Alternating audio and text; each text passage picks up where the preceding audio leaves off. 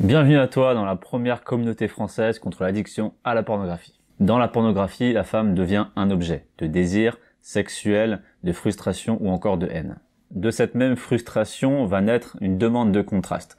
Plus une fille est mignonne et plus on va lui proposer des choses hardcore. Comme ça, l'utilisateur pourra déverser sa pulsion, ses frustrations en se masturbant sur elle. Il va compenser le fait qu'il n'arrive pas à choper dans la vraie vie des filles comme ça en les maltraitant dans sa sexualité virtuelle, comme pour les punir. Et cette demande de toujours plus fait en sorte que la femme soit violentée, rabaissée, humiliée, tantôt crachée dessus, tantôt violée. Le but, c'est vraiment de mettre en avant la violence. Et plus un utilisateur va consommer de la pornographie mainstream, plus sa vision des hommes et des femmes, plus sa vision relationnelle des hommes et des femmes sera biaisée. Et au fur et à mesure, on ne voit plus que des morceaux de chair qui s'entrechoquent. On ne voit plus vraiment un homme et une femme en train de faire l'amour, on voit juste une masse mouvante, un pénis et un vagin, c'est tout. On perd en gros cette polarité masculin-féminin, que ce soit dans le couple, dans les partous ou dans les gangbangs. Et à long terme, la vision du corps d'une femme sera complètement détériorée, que ce soit les vagins du même type, la belle peau, le beau maquillage, la belle mise en scène, tout ceci c'est factice. Que ce soit la bonne caméra, le bon angle, la bonne lumière, le beau montage, le beau maquillage, tout ceci c'est un spectacle qu'on te met en scène. Sauf que l'intimité, c'est quelque chose de très profond. Et plus on regarde du porno, plus on se risque à confondre le spectacle et la réalité, le faux et le vrai. Et à cause de tout ça, les attentes sur le corps féminin vont forcément être altérées. Mais il faut bien comprendre que leur corps, c'est leur gagne-pain, c'est ce qui les fait vivre. Pareil que les Instagrammeuses qui ont des centaines de cas comme abonnés, ce sont des filles où leur gagne-pain, c'est leur physique. Et au final, c'est ce côté toujours parfait qui crée une sorte de rupture, qui crée une illusion, un mensonge et des fausses croyances dans la tête d'un individu qui consommerait trop de porno. Prenons l'exemple de Hollywood. Quel genre de film va le mieux se vendre? Est-ce que ce sera le meilleur scénario? Est-ce que ce sera les meilleurs acteurs?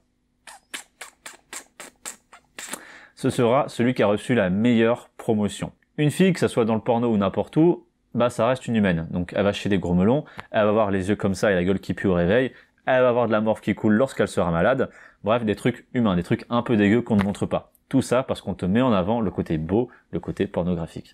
Donc t'as une rupture entre ce qu'on te montre et la vraie vie. Donc les filles du porno ont une meilleure affiche, comme un film hollywoodien marcherait mieux avec une meilleure affiche, une meilleure promotion. Les filles du porno sont plus mises en avant, ou du moins d'une meilleure qualité avec tout ce qui est photo, une lumière, maquillage, tout le tintouin.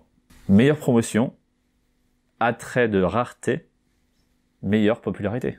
Et au final, c'est ton cerveau qui réagit à des stimuli visuels, stimuli qui vont te donner des sensations corporelles, donc le plaisir, le désir, tout ça, l'érection, les sensations, les frissons. Tu vas donc créer des connexions entre les stimuli que le porno t'offre et ta source de plaisir. Et de ce fait, tu ne vas plus aller en avant des vraies filles. Un aspect assez glauque de regarder trop de porno, c'est que tu vas avoir tendance à sexualiser toutes les filles que tu rencontres. Surtout celles qui te plaisent. Tu vas pouvoir les imaginer nues, peut-être à genoux en train de te sucer, le sperme faisant couler le mascara, et le tout en criant de plaisir, forcément.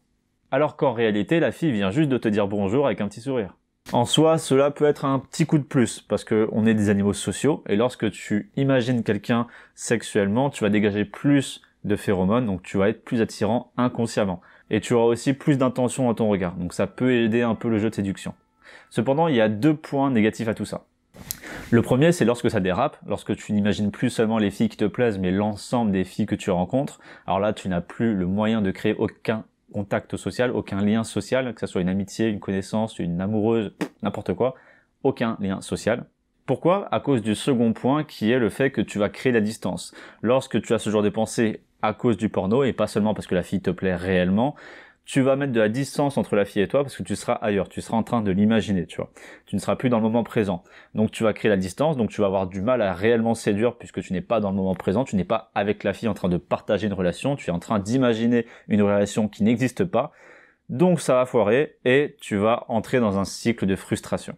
C'est ce que j'appelle le complexe de la voisine. Tu as une voisine sexy mais tu n'arrives pas à la baiser. Du coup, tu vas compenser ta frustration, ton désir sur ton porno avec une actrice qui peut lui ressembler.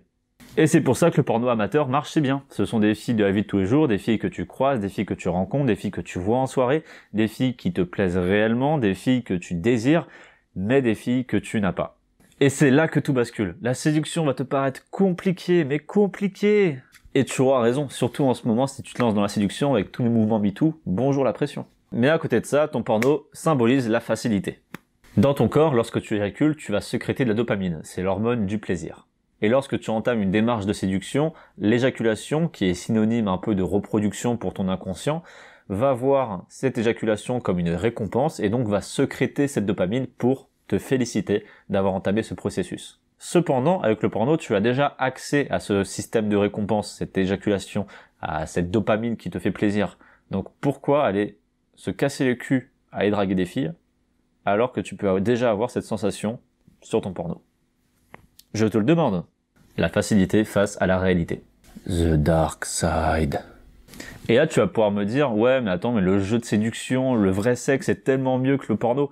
Et tu auras raison. Mais en général, lorsqu'on parle de dépendance, on parle de quelqu'un qui, en général, soit a commencé très tôt, donc s'est forgé une expérience sexuelle sur son porno, donc ne connaît que ça, donc c'est sa réalité, soit c'est quelqu'un qui est isolé ou qui n'a pas beaucoup d'opportunités féminines, donc c'est quelqu'un qui est dans son cercle vicieux auquel c'est très très dur de s'en sortir. De plus, dans ton porno, les filles que tu vois sont inaccessibles. C'est un retour visuel. Tu ne peux pas les toucher, tu ne peux pas les sentir, tu ne peux même pas les goûter, tu ne peux que les regarder. Et t'imaginer qu'elles te parlent vraiment alors que pas du tout. Ce qui fait que cette frustration, cette inaccessibilité, bah tu vas la prendre et tu vas pouvoir la projeter, même si c'est inconscient, sur les vraies filles de la vraie vie qui, elles, te rejettent. Et dans le pire des cas, les filles qui te rejettent, parce que tu auras toujours des filles qui te rejettent, sauf peut-être Ryan Gosling, les filles qui te rejettent, bah tu vas inconsciemment les haïr, alors que c'est toi même qui t'es mis dans la merde à la base. Tout seul, comme un grand champion. Maintenant, imaginons qu'après tous ces obstacles, tu as quand même réussi à choper. Ton éducation, ton passé, ton expérience au porno va quand même biaiser tes rapports sexuels. On va commencer par les basiques.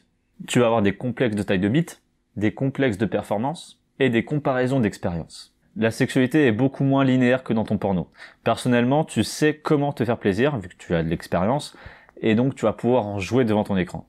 Dans la réalité, chacun a son vécu, son mood, son expérience, sa façon de faire l'amour, ses goûts, son passif, ses complexes, tous ces facteurs qui vont faire que chaque expérience va être au final unique. Donc à chaque fois, tu vas devoir faire un effort pour calibrer tes attentes et ses attentes, pour calibrer pour que ça soit un réel partage.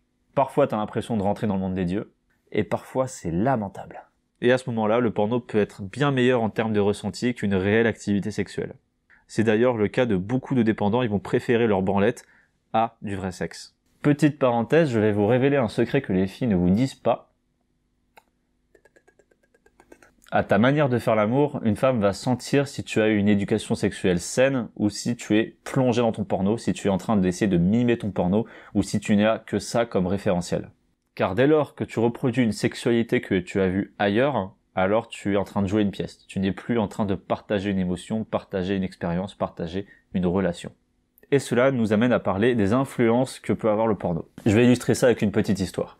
J'avais un pote, il y a 2 ans, il était en train de boire un coup avec un de ses amis, et ils avaient prévu avec une autre fille de faire une soirée à 3 pour juste picoler, s'amuser entre eux, tu vois. La fille, elle sortait du cinéma. Donc elle vient à son appartement, et ils commencent à picoler un peu ensemble, ils rigolent bien, ça se chamaille, ça dragouille un petit peu, et ils commencent à faire action et vérité. Et c'est là que tout bascule. Ça part gentiment avec des petits bisous dans le cou, on lève une godasse, on lève une chaussette, des trucs assez soft, et là ça part en couille quand mon pote dit à la fille, t'as 5 minutes pour prendre mon ami et l'emmener dans la chambre pour l'embrasser. La fille s'exécute. Il demande de voir ce qui se passe et elle était en train de le sucer. Donc il les rejoint et ça part en plan à 3. Ils baissent tous ensemble, apparemment c'était assez violent quand même comme sexualité, à ce qu'il m'a dit. Et au milieu de l'acte, la fille s'arrête et elle leur dit qu'en fait, au cinéma, elle revenait de 50 nuances degrés, le fameux film BDSM soft, et que tout ça, ça l'avait un peu excité et qu'elle avait envie d'essayer. Donc là, forcément, ni une ni deux, mes potes, ils disent, bon bah ok, on y va. Ils commencent à l'attacher, ils lui fouettent les seins, ils l'étranglent, ils tirent les cheveux, ils grosse fessée, ils lui crachent un peu dessus, tout va bien quoi. Et ça finit en éjac facial pour les deux. Classique. Et là tu dis, bah écoute, bonne soirée quand même. Ouais, effectivement, ouais. Sauf qu'à 2 points près, la fille avait un mec, avec un gars que les 2 mecs connaissaient. Donc déjà, d'une manière éthique, c'est pas ouf.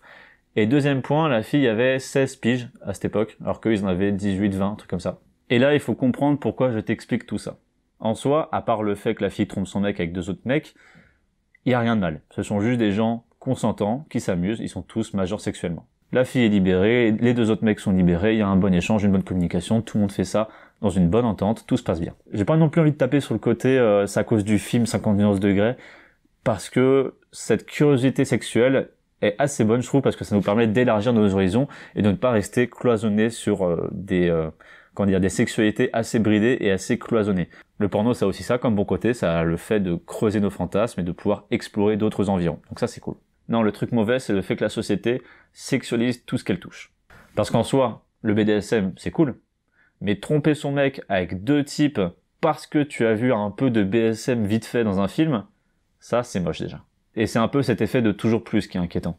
C'est le côté où le porn te pousse à aller toujours plus loin, à toujours augmenter la dose, que ça soit dans la vie sexuelle réelle ou dans ton porno. Donc je ne peux te donner comme conseil que de faire attention aux influences autour de toi que tu subis et de toujours garder le contrôle, parce que c'est lorsque tu perds le contrôle que naît la dépendance. C'est tout pour aujourd'hui. Si tu as aimé la vidéo, n'hésite pas à aimer, partager, commenter, abonner. Ça va m'aider dans le référencement et du coup je pourrais toucher plus de gens et donc aider plus de gens. Je te dis à la prochaine. Tchuss.